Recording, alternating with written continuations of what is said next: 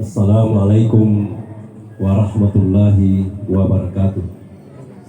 Assalamualaikum warahmatullahi wabarakatuh. Alhamdulillahi rabbil alamin. Alladzi khalaqal mauta wal hayata liyabluwakum ayyukum ahsanu amala wa huwal azizul ghafur. Asyhadu an la ilaha illallah wahdahu la syarikalah wa asyhadu anna Muhammadan abduhu rasul. Allahumma salli ala Muhammadin wa ala alihi wa ashabihi wa jami'il mu'minin. Maba'at. Para bapak dan ibu serta adik segenap keluarga, para jamaah takziah yang dirahmati Allah, yang saya hormati. Alhamdulillah, kita memuji Allah Subhanahu wa taala bagi kita yang masih hidup ini, di mana salah satu kebesarannya Allah yang harus kita puji dan Dia sampaikan lewat Al-Qur'annya adalah Huwallazi yuhyi wa yumit. Dialah Allah yang menciptakan kehidupan sekaligus menciptakan kematian. Jadi penting Bapak, Ibu dan adik kita sama-sama pahami bahwa hidup dan mati itu adalah programnya Allah, bukan programnya manusia. Kita lahir ke dunia ini itu bukan kita punya mau, dan saya yakin kita tidak pernah bercita-cita mau lahir ke dunia. Tapi kenapa kemudian kita lahir ke dunia? Itu karena maunya Allah. Nah, begitu pula sebaliknya bahwa setelah kita hidup di dunia ini, tidak ada ujung kehidupan itu kecuali kematian. Kematian juga itu adalah programnya Allah. Karena kalau kita punya mau, pasti kita ingin hidup selamanya. Tidak ada orang yang mau meninggal dunia Bapak Ibu dan adik, kecuali orang stres. Ya, karena orang stres itu dia biasa berani bunuh diri. Ya, gara-gara putus cinta, mau gantung diri di bawah pohon tomat. Ya. Biasa persoalan kecil saja, mau bunuh diri. Nah, itu bukti. Kemudian yang kedua, bahwa kebesaran Allah Subhanahu wa taala ini, Dia yang menentukan akhir dari segala usaha manusia di dunia. Ya, salah satu contohnya kalau kita sakit, pada umumnya orang yang sakit itu jangankan yang mampu, yang tidak mampu saja masih berusaha untuk pergi ke dokter, masih pergi berusaha mencari dan membeli obat. Apa tujuannya? Pasti satu, ingin sembuh dan sehat lagi. Tapi saya katakan, jangankan yang tidak punya uang, yang milioner saja uangnya tidak bisa menolong dia ketika saatnya kematian itu datang. Ya. Itulah bukti bahwa Allah yang menentukan akhir usaha manusia. Banyak keluarga itu banyak sekali uangnya. Ya, andai nyawa bisa dia beli. Tapi ternyata uang tidak bisa menolong pada saat waktu kematian itu datang. Makanya di dalam Al-Quran Bapak Ibu dan adik sekalian, salah satu ayatnya Allah yang terjemahannya Allah katakan begini: wahai manusia, ingatlah suatu waktu di mana pada waktu itu semua apa yang kau miliki tidak bisa menolongmu. Kapan waktu itu? Pada saat manusia dalam keadaan sakratul maut. Tidak ada yang bisa menolong. Harta banyak, uang banyak, tinggi pangkat jabatan, istri, suami dan anak, keluarga, sahabat tidak bisa menolong. Itulah pada saat sakratul maut itu datang. Nah, di sini juga adalah pemahaman pertama Bapak Ibu dan adik bahwa kita tidak ada yang pantas disombongkan. Mau sombong dengan pangkat jabatan, berapa banyak pejabat yang meninggal dunia, jabatannya tidak bisa menolongnya. Mau sombong dengan uang dan harta yang banyak, berapa banyak orang yang hartanya melimpah, tapi lalu kemudian pada saat sakratul maut harta tidak bisa menolong. Mau bangga karena punya suami yang ganteng, punya istri yang cantik yang selalu setia menemani, ternyata di saat kita sakratul maut mereka hanya bisa bersedih dan menangis, tidak bisa menolong. Begitu juga anak-anak yang kita lahirkan dengan kita cintai dan kita sayangi, tidak bisa menolong pada saat kita dalam keadaan sakratul maut. Ini harus memberikan pemahaman kepada Bapak, Ibu dan adik kita semua ini, supaya kita sadar bahwa tidak ada yang pantas kita sombongkan di hadapan Allah dan makhluk. Ya Allah, tolonglah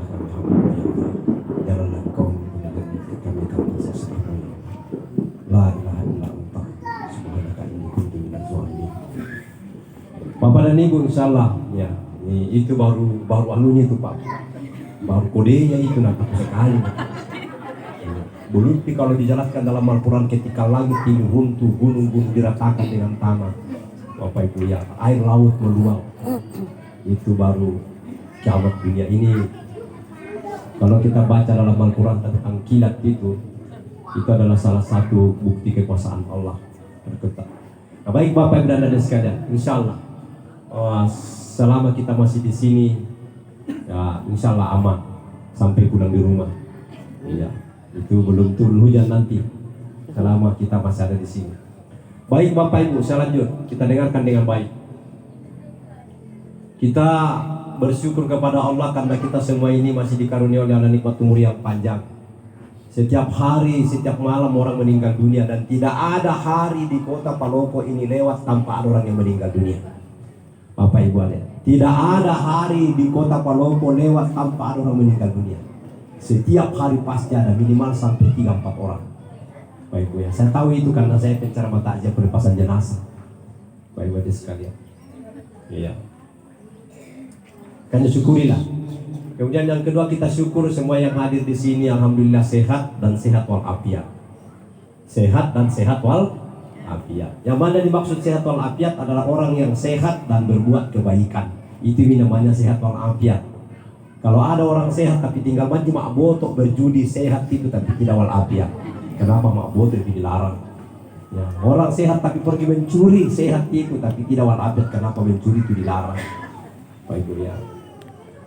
Dan di rumah sakit sana banyak orang berbaring Bapak Ibu. Jangankan mau pergi seperti kita, banyak di antara mereka bangun pun dari tempat tidur tidak bisa. Mungkin ada Bapak Ibu dan adikku yang lagi gangguan tenggorokan, ya lagi sakit kepala dan batuk-batuk, masih mending dibanding orang digantungi impus di rumah sakit, dipasang kabel-kabel di dadanya. Bagus sekali. Ya, kalian syukurilah. Kita bersalawat buat Rasulullah Nabi Muhammad sallallahu alaihi wasallam. Allahumma shalli ala Muhammad wa ali Muhammad. Dan buat almarhum Bapak Jamal Baruna kita ucapkan innalillah wa inna ilaihi raji'un.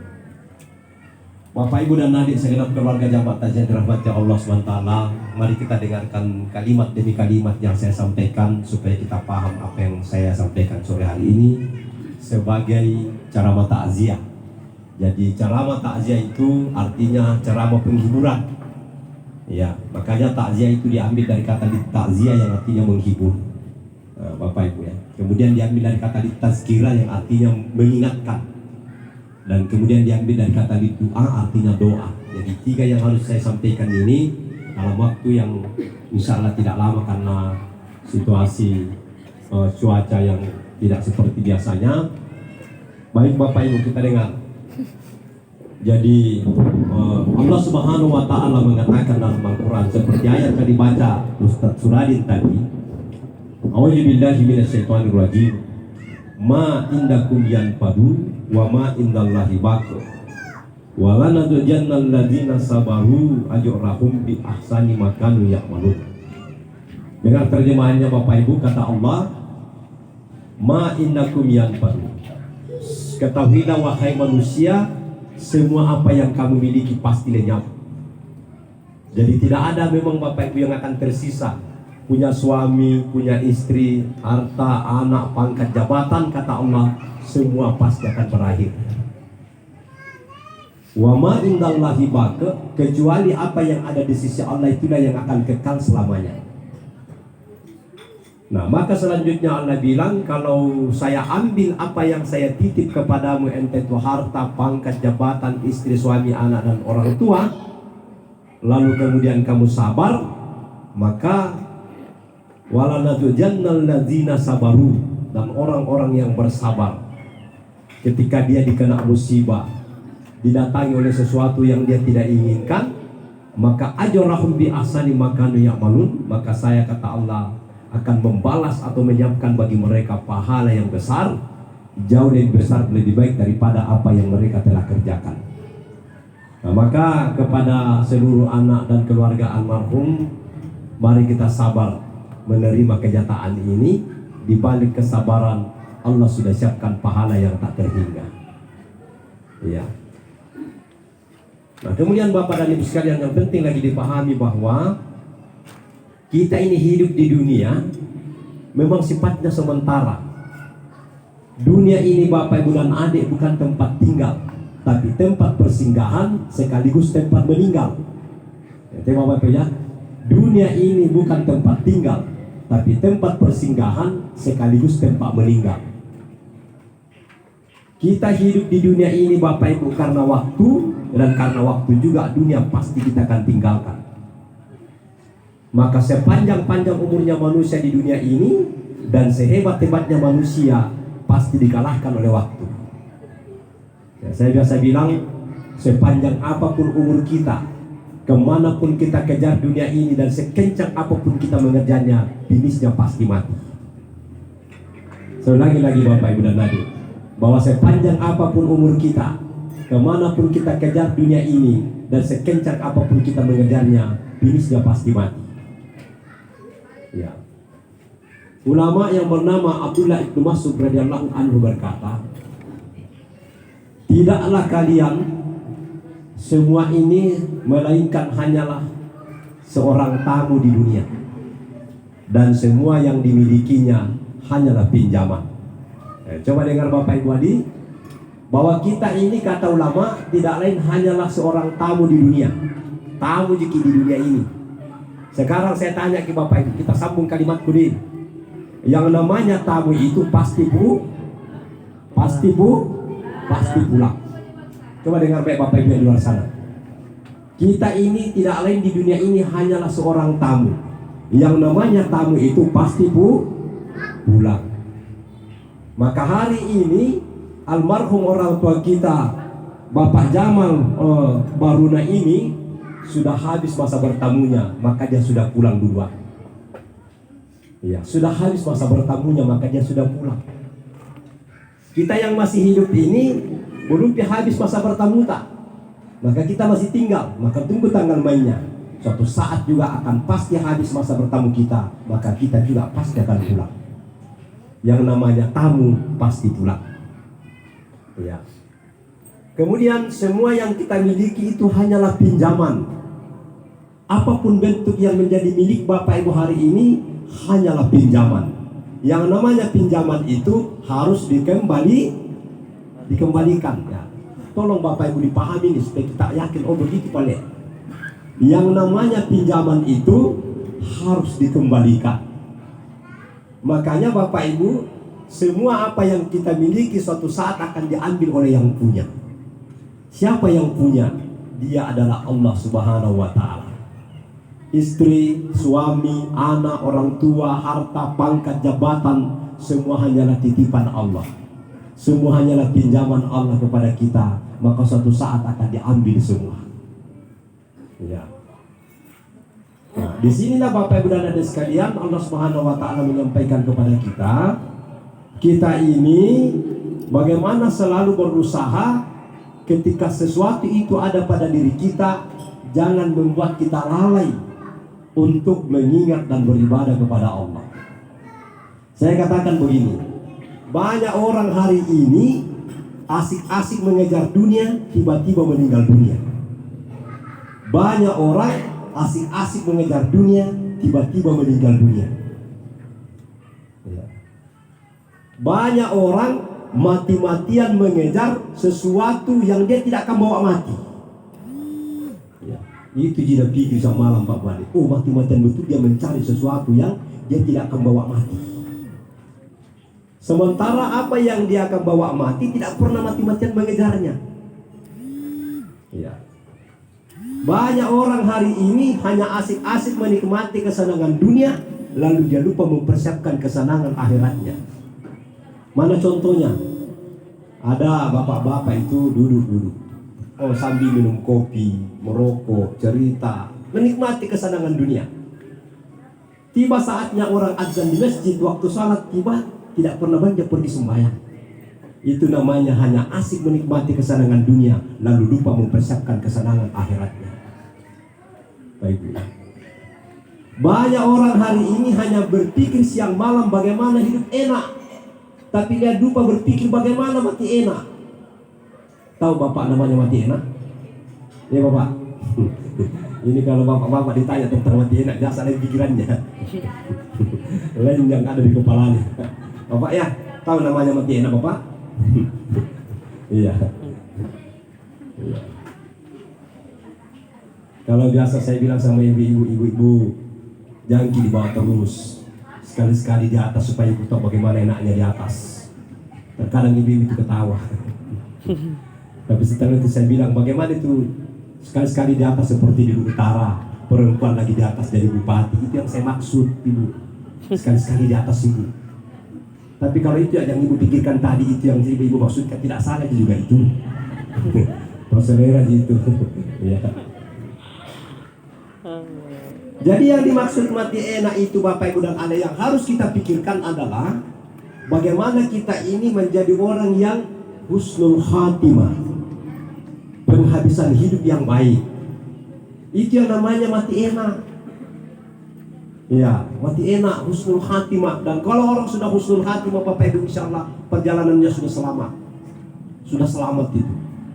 Itu diawali daripada husnul khatimah, akan selamat manusia itu. Tapi untuk menjadi orang husnul khatimah ini Bapak Ibu tidak semudah dengan yang kita bayangkan, tidak segampang yang kita pikirkan. Dia butuh usaha dan pembiasaan, usaha keras dan pembiasaan. Di samping itu ada doa. Ya, pembiasaan berbuat yang baik. Ya, latihan dan terus menerus. Nanti kita ikuti dengan doa. Allahumma inni as'aluka husnul khatimah. Ya Allah, jadikanlah kami hamba-Mu orang yang penghabisan hidupnya nanti dengan penghabisan hidup yang baik. Bapak Ibu ya. Nah, itu namanya, marilah Bapak Ibu dan Adik sekalian, kita jangan hanya berpikir bagaimana hidup enak, tapi juga selalu berpikir bagaimana mati enak. Penghabisan hidup yang husnul khatimah.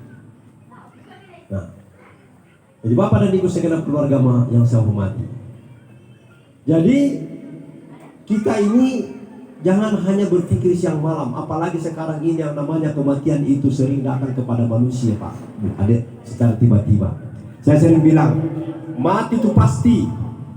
Pertanyaannya kapan? Kapanpun manusia bisa mati, karena kematian tidak mengenal waktu. Ini Bapak Ibu setiap malam secara takziah setiap hari. Itu kematian betul-betul tidak mengenal waktu. Bilang besok pi, sebentar pi, lusa pi. Pendeknya siapa saja yang datang waktunya mati. Yang kedua, kematian itu pasti Bapak Ibu, dimanapun manusia bisa mati, karena kematian tidak mengenal tempat. Itu kematian Bapak Ibu Adik tidak mengenal tempat. Itu bilang di rumah atau pikir. Banyak orang rumahnya bagus, ranjangnya rata-rata ranjang spring bed, meninggalnya di mana? Meninggal di jalanan, kecelakaan. Andai kematian memilih tempat, mestinya di rumahnya dulu, di ranjangnya itu meninggal. Tidak meninggal di kantor, tidak meninggal di kebun, tidak meninggal di sawah, tidak meninggal di laut. Tapi karena kematian memang datang kepada manusia tidak mengenal tempat, maka dimanapun manusia bisa mati. Aina matakunu, di mana saja kamu berada, yudhrikumul mautu, kematian itu akan datang pada dirimu. Yang ketiga, mati itu pasti. Berapa tahun umurnya orang mati, berapapun, karena kematian tidak memandang usia. Bapak Ibu Adik, tidak ada itu syarat-syarat mati satu tua, tidak ada itu. Ya, maka jangan heran kalau ada orang meninggal cucunya, neneknya masih hidup. Ada orang meninggal anaknya, bapaknya masih hidup. Ini tadi malam saya tempati ceramah takziah. Bapaknya, mamanya sudah tua, tapi anaknya yang umurnya kurang lebih 40 tahun harus meninggal dunia duluan. Bapak Ibu ya, kenapa? Karena kematian memang tidak mengenal usia. Saya sering bilang begini, sambung ki Bapak Ibu nih, yang sudah tua sudah pasti, sambung, yang sudah tua sudah pasti, belum tentu. Bagaimana Bapak? Ini Bapak-bapak di luar nih, setuju tidak kalau saya bilang begitu? Yang sudah tua sudah pasti. Di sini Ibu bilang mati. Setuju ki Bapak? Saya bilang belum tentu. Nanti nama lagi yang tua. Nanti marah itu Bapak sana yang sudah tua. Pasti tua. Nah, coba dengar Bapak Ibu ya. Yang sudah tua sudah pasti melewati masa muda. Begitu jawabannya. Yang sudah tua sudah pasti pernah muda. Tapi yang masih muda belum tentu sampai di usia tua. Makanya bapak ibu yang sudah tua jangan malu menjadi tua, karena bapak sudah pasti pernah jadi muda. Tapi sementara yang masih muda jangan sombong, karena belum tentu kamu sampai usia tua. Ya, banyak tuh ini yang muda lah, bangga bang itu orang tua.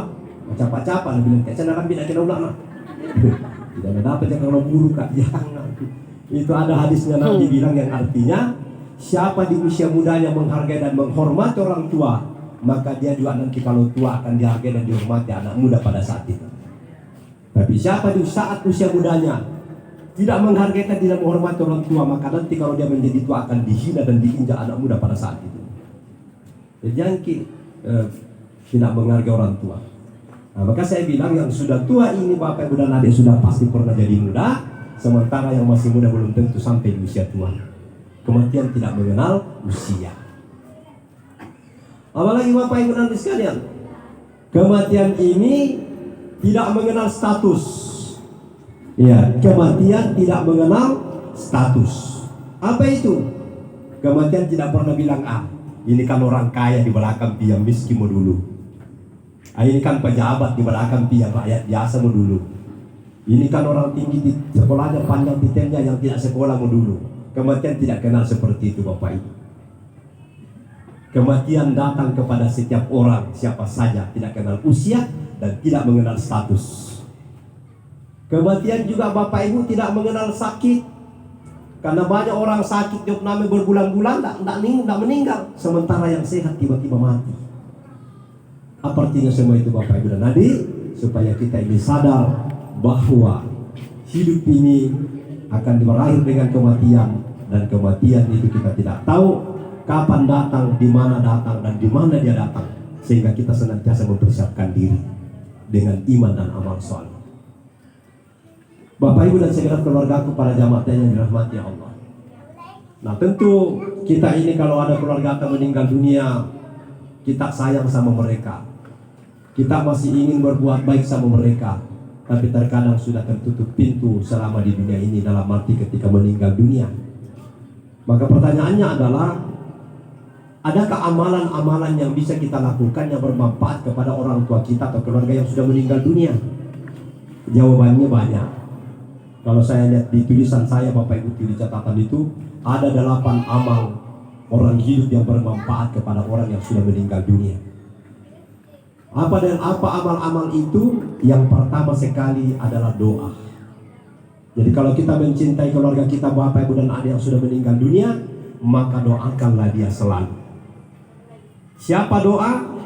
Kalau saya baca dalam buku yang berjudul Misteri Hidup Sesudah Mati, 7 malam pertama di alam kubur, penantian panjang manusia sampai hari kiamat tiba, di situ dijelaskan bahwa orang doa yang diterima atau diharap dari orang yang meninggal itu, pertama adalah doanya keluarga, yang kedua doanya tetangga, yang ketiga doanya sahabat. Ya, maka kita sebagai keluarga menyayangi orang tua dan keluarga yang meninggal, doakan dia. Malah kita sebagai anak, saya sering bilang begini, sebagai seorang anak, jangan batasi doa untuk orang tua itu hanya 5 kali sehari semalam, tapi doakan orang tua lebih daripada itu. Mungkin bapak ibu adik pernah membaca tulisan yang judulnya durhakalah anak yang mendoakan orang tuanya hanya 5 kali dalam sehari semalam. Itu ditulis oleh seorang ulama besar yang ada di Mesir dalam sebuah buku. Sehingga ada seorang yang membaca itu buku. Setelah dia baca, dia komplain, dia cari itu pengarangnya itu buku, dan Allah pertemukan. Baru dia tanya, kenapa bapak ini mengatakan bahwa durhaka orang yang mendoakan orang tuanya hanya 5 kali sehari semalam? Coba dia tanya gitu. Lalu ini ulama ini langsung dia suruh itu bapak, coba kau berdoa dulu untuk orang tuamu. Dia bacalah doa, Allahumma gfirli wali walidayya warhamhuma kama rabbayani shaghira. Ditanya, disuruh lagi, coba kau ulangi lagi. Dia baca lagi, Allahumma gfirli wali walidayya warhamhuma kama rabbayani shaghira. Sampai 5 kali Pak Abu dia suruh, sudah itu dia berdoa 5 kali, baru dia tanya, capek enggak kau mendoakan orang tuamu 5 kali itu? Apakah orang itu? Tidak. Dia bilang, kalau begitu pahamilah, lebih capek itu mamamu menghamilkanmu, melahirkanmu, membesarkanmu sampai kau jadi dewasa, daripada kau doakan 5 kali dalam sekali waktu sembahyang bapak ibu dan adik. Lebih capek Pak. Makanya itu Doakanlah orang tuanya lebih daripada 5 kali sehari semalam. Saya Bapak Ibu dan sekian tahun yang lalu setelah saya baca di tulisan, saya itu tidak pernah lagi mendoakan orang tuanya 5 kali sehari semalam. Setiap selesai salat wajib, minimal saya berdoa 3 kali. Allahumma gfirli wali walidayya warhamhuma kama rabbayani shaghira. Ini 3 kali dikali 5 waktu sholat berarti sudah 15 kali. Sudah 15 kali. Ditambah lagi saya tidak pernah tinggalkan tempat setiap selesai salat sunat apapun yang saya lakukan sebelum saya angkat tangan. Allahumma gfirli wali walidayya warhamhuma kama rabbayani shaghira. Itu pun terkadang 3 sampai 5 kali. Jadi sekian puluh kali saya misalnya salat sunat dalam sehari semalam, sekian puluh kali pun saya mendoakan orang tua Bapak Ibu. Berarti saya sudah doakan orang tua saya bisa sampai 30-40 kali dalam sehari semalam. Ditambah lagi Bapak Ibu kata ulama, di saat kita sujud terakhir dalam setiap sholat, disitulah kita paling dekat dengan Allah Subhanahu Wa Taala. Maka jangan lupa doakan orang tuanya. Rabbi ghfir lahuma warhamhuma kama rabbayani shaghira. Ya Allah, ampunilah segala salah dan dosa kedua orang tua saya. Sayangilah mereka sebagaimana mereka menyayangi saya dari kecil hingga jadi besar. Tolong dihafal Bapak Ibu. Doanya begini. Rabbi ghfir lahuma. Ya Allah, ampunilah salah dan dosa kedua orang tua saya. Warhamhuma, dan sayangilah keduanya. Kama rabbayani shaghira, sebagaimana mereka menyayangi saya dari kecil hingga jadi besar. Jadi kalau misalnya sekian kali juga kita salat dan setiap sujud terakhir kita tidak lupa baca itu, sudah bisa kita doakan orang tua kita sampai 50 kali dalam sehari semalam Bapak Ibu dan adik sekalian. Lalu saya baca sebuah tulisan, dia katakan, ada orang tua yang diangkat derajatnya oleh Allah sampai ke surga. Lalu dia bertanya, ya Allah, amal apa yang menyebabkan Engkau mengangkat saya sampai ke surgamu ya Allah? Allah menjawabnya adalah berkat doanya keluargamu dan anakmu yang masih hidup, yang ditujukan pahalanya kepadamu setiap saat Bapak Ibu dan adik sekalian. Diangkat derajatnya sampai ke surga. Lalu apa manfaatnya buat kita anak yang berdoa ini? Saya baca tulisan Bapak Ibu, dia bilang, orang yang selalu mendoakan orang tuanya, memohonkan ampun orang tuanya ini, walaupun mungkin hidupnya tidak sekaya dan tidak melimpah hartanya, tapi Allah lancarkan rezekinya dan berkah rezekinya, hidupnya bahagia dunia akhirat Bapak Ibu dan adik sekalian. Jadi salah satu mendapatkan berkahnya hidup Bapak Ibu ya, doakanlah orang tua kita dengan sebanyak-banyaknya doa Bapak Ibu dan adik sekalian. Allah akan berkahi kita punya hidup. Itu doanya keluarga. Yang pertama doanya tetangga. Makanya Bapak Ibu di dalam bertetangga ini tidak boleh kita menghina, menyakiti dan putus hubungan sama tetangga. Ada tunjuk itu tetangga bertengkar saja dengan tetangganya, baku campak lagi dengan tetangganya. Itu Bapak Ibu dan adik, kalau baku baik kita tetangga tak, insya Allah doakan baik kita. Kalau barangkali baru sakit kita, dengar tetangga tak sakit kita, langsung itu tetangga bilang, ya Allah, sakit mereka tetanggaku baik sekali orang. Ya Allah, ampuni salah dan berikan dia kesembuhan ya Allah, sehatkan dia kembali ya Allah. Itu kalau baku baik kita tetangga tak. Tuhan takdirkan kita meninggal karena memang aja sampai di situ. Apa dia bilang tetangga? Kasih meninggal di tetanggaku banyak sekali orang. Mudah-mudahan Allah ampuni dan selamatkan dalam bangsa. Tapi kalau kita tidak hargai, tidak hormati tetangga Bapak Ibu, nauzubillah. Barangkali baru sakit-sakit kita bilang tetangga, sakit tetanggaku nih, bagus kalau mati cepat. Mau dia apa tetangga begitu? Iya. Sakit dia bilang bagus sudah mati.